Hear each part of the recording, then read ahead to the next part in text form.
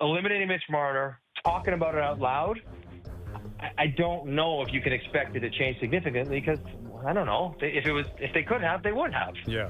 Well, exactly, and that's there's going to be a lot of carryover. Yeah. Like, there's going to be a lot of the same team. Right.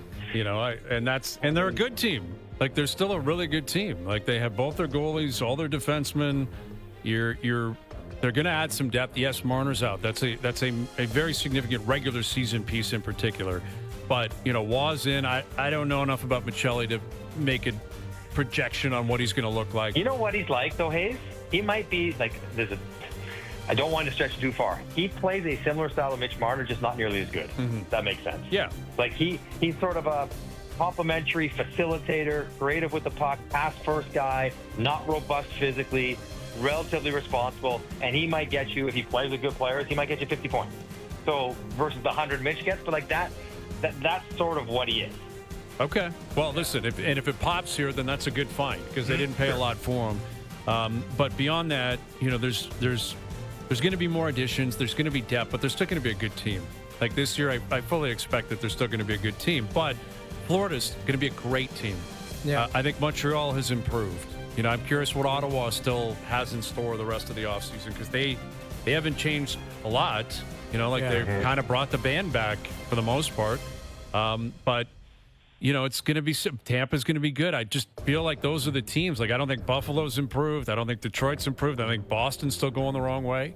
This Montreal team, you got if they get a centerman. Man, like under 25, you got Hudson, Suzuki, Caulfield, Demidov, Slavkovsky, Bolduc now, Fowler, Dobson, Gooley, Reinbacher, Newhook, Dobish in net, and Kirby Doc. Yeah. All under 25. Right. Alex Newhook is still under 25. That's crazy. He's 24, coming 25. I checked it out because I thought he was older. But they're going to have to part with some of those guys. Like you actually might look at Montreal and go, maybe Newhook would be available. Or Kirby Doc might be available. Again, Anderson, Gallagher. Yeah, those guys, because they're going to have to move some players around to either add or, just get a little bit more veteran presence.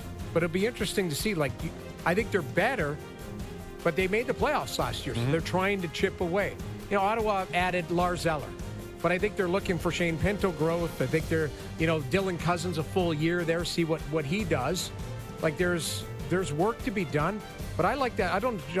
That Jordan Spence, I like the addition of him, that right shot D that they brought in. Like, he's going to take Hamanuk's minutes. Like, so I think they're just trying to be better with it. Exactly. Just a better player and younger, obviously.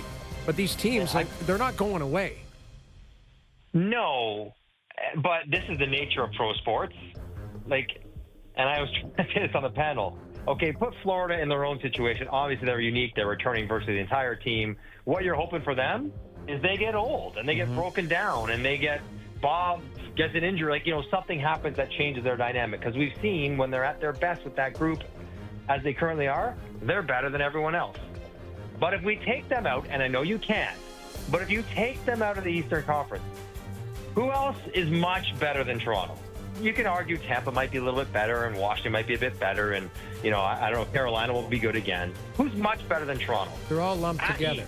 They're all lumped together, but Toronto to me would be at the top or towards the top of that group of 5 or 6 teams. Yep. And that's as is. So, that's not the worst place to be when you have a bit of cap space and you've lost a 100-point player who's such an important part of your team. They're still going to be good, better than good, and maybe will be better than that when they eventually get to whatever they look like when they're all finished. Because they're not all finished, and we'll see what that what that looks like as the summer goes on, and probably as the year goes on next year. With Mike Johnson, our TSN hockey analyst, in terms of the teams in the West are intriguing to me because, we were talking about Vancouver prior to you coming on.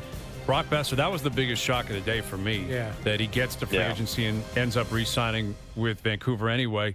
They keep Garland. They find a way to re-sign, or they decide to re-sign Demko, which is an extension, which will kick in next year. Edmonton just shaved off players. Like, that's all they've done today. Calgary, I don't know, they got Dustin Wolf, and then they got to figure out what else they're doing. I think. I mean, I don't. They got a goalie named Devin Cooley that they liked last year. He was an all-star in the minors. he's going to challenge Wolf. I wouldn't be surprised if they brought in another goaltender to replace Because Vladar. Vladar left. Vladar went to Philly, which I was happy for him because Philly doesn't have any goalies. They got that Erison, and then they've got this mutant Russian goaltender. Yeah, who's like 6'10". He plays dodgeball sometimes in there. It's tough. Yeah, it's an opportunity for skate. Vladar to possibly start and play games. Yeah. That's a team that's still retooling as well. Like Philly kind of knows who they are. Yeah. But of those teams in particular, Vancouver and Edmonton, let's say, which one had maybe a more surprising day, confusing day? How would you kind of describe what those two teams did today?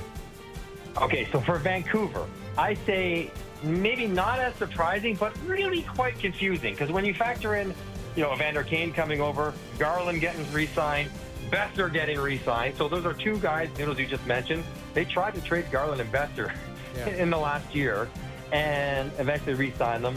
The reason why Besser comes back to them, I think initially, Noodles, during the year, they were hung up on 4 or 5 years max for Brock Besser. And then they realized they got shut out of everything else. Matt Duchene went back to Dallas, and they couldn't get the players they wanted, so they upped the years, and that's probably why Besser went back to Vancouver. Even though he couldn't get 8, he still got more than what they were offering before. Right. So that sort of makes sense. They're all good players, and they're important guys. They need more goals. Those guys all can score. We got, everyone talks about Pettersson and him getting better, and Phil Hedl, him trying to stay healthy. But then the one part we haven't discussed is they got Demko on a big extension as well. Yes. And again, Demko, when he's good, he's an $8.5 million goalie. I guess, sure. But when he's healthy, when is that going to be? It hasn't been for several years. They signed Lankin into that big extension. They have Shilov, the American League playoff MVP, who now needs waivers. That one was, positive, but also confusing. So I'm not quite sure what they're up to, Hayes, when it comes to the goaltending situation. Maybe Noodles can explain it to me, but I didn't quite get that for Vancouver. Even though I understand the goal scoring, I don't quite get the goaltending. Even if they're all individually good, I don't get the mix and why you would do it the way they did it. Yeah, no, you make an interesting point there, MJ. MJ, we were just talking about Vegas. I mean, obviously, there's going to be a lot of eyeballs on that team this year from the GTA with number 93, Mr. Marner in the roster. The terrible news about Alex Pietrangelo being out for the year with multiple health problems here at this late stage in his career. How do you look at that team? Do you consider them a potential contender, or is the death blow of losing your top defenseman, the guy that was the linchpin of your Stanley Cup team, just too much to overcome here? Yeah, that's a massive hit for sure. Massive hit for sure. But they're going to be good again. I think Bruce Cassidy is an incredible coach. He really does get a lot